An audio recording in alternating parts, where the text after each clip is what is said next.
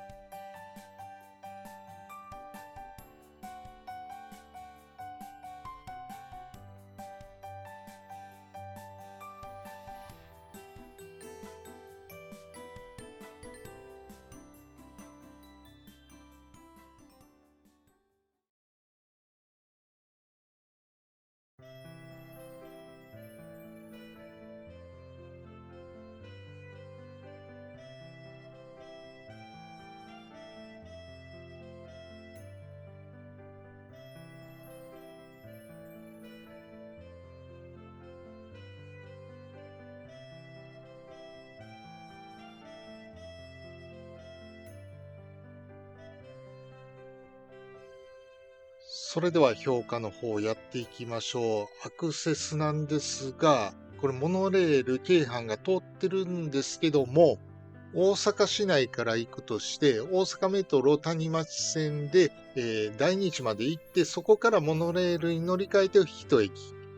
京阪やと確定でしか行けないので、乗り換え必須ってことでアクセスはちょっと評価低めかなと思います。立地は工業地帯、ベッドタウンなのかな。だから観光面ではメリット薄いんですが、ララポートがあるので便利は便利ですね。そして建物設備は大浴場あって小上がりどころ、ルーフトップテラス、フィットネスジムと、ビジ法の観点から言うともう満点に近いんじゃないでしょうか。それに、コンビニがすぐ近くにない代わりに自販機でね、例えばおつまみだったりお菓子だったり、軽食だったり買えるので、そして電子レンジも4台あるし、で、お箸やスプーンもね、用意されてますので、これは便利かなと思います。部屋はですね、標準的なビジホの部屋で、広さもね、良かったと思いますし、清潔感のある綺麗な部屋でした。で、サービスはレンタル品がね、並んでてね、なんか枕もね、いいやつだったんですよ。ちょっと僕借りませんでしたけども、あとなんか美顔器っぽいものがあったりとか、なんかいろいろあったんで、普通だったらフロントに電話して、持ってきてもらうとかするんですけども、自分でこうやってね、見て選べてね、借りられるっていうのもいいかなと思います。そして朝食が予想以上に美味しくてびっくりしました。中でもやっぱり牛肉のしぐれ煮ですかね。あれは美味しかったですね。牛丼にして食べたら絶対美味しいと思います。そして無限キャベツ、あれ居酒屋でよく見るんですけど、キャベツにね、塩昆布あえたら、ちょっとしなってきて、で、塩気がついてすごいおつまみにいいんですよ。あれにちょっとキュウリ入れてね、アレンジしてみましたけど、あれは美味しかったですね。で、あとやっぱカレー。カレーはなかなか具のないカレーでしたけど、なかなか美味しかったですね。というわけで、総合評価は3.3点。上の2つね、アクセス、立地はね、評価あんまり高くはないんですが、あと、やっぱり無料サービスっていうのがね、あればね、もっと点を高くね、つけられたかなと思います。今回の動画はララポートをメインで撮影に挑んだんですが、予想以上にホテルが良かったので、編集の段階でやっぱりホテル寄りの動画にしようかなと思いました。とはいえ、ララポートもいっぱい撮影してて、屋上の公園とか買い物しようとあれこれお店回ったり、あと中央の吹き抜けのところね、1階でポケモンのイベントやってて、行列ができてて、そこだけなんか人口密度高っていう感じで人だかりになっててね、それも全部カットしました。あとね、東宝シネマズあったんで、映画でもとスターウォーズやってたから見たかったんですが、当然撮影もできないので、スターウォーズはね、別の日に見に行こうかなと思います。そのついでにトマトバジルのポテチ買って帰ります。あれ本当に美味しかったです。ぜひ一度ね、食べてみてください。というわけで本日の動画はここまでです。最後までご視聴いただきありがとうございました。チャンネル登録、グッドボタン、そしてコメントもよろしくお願いいたします。では次回の動画でお会いしましょう。さようなら。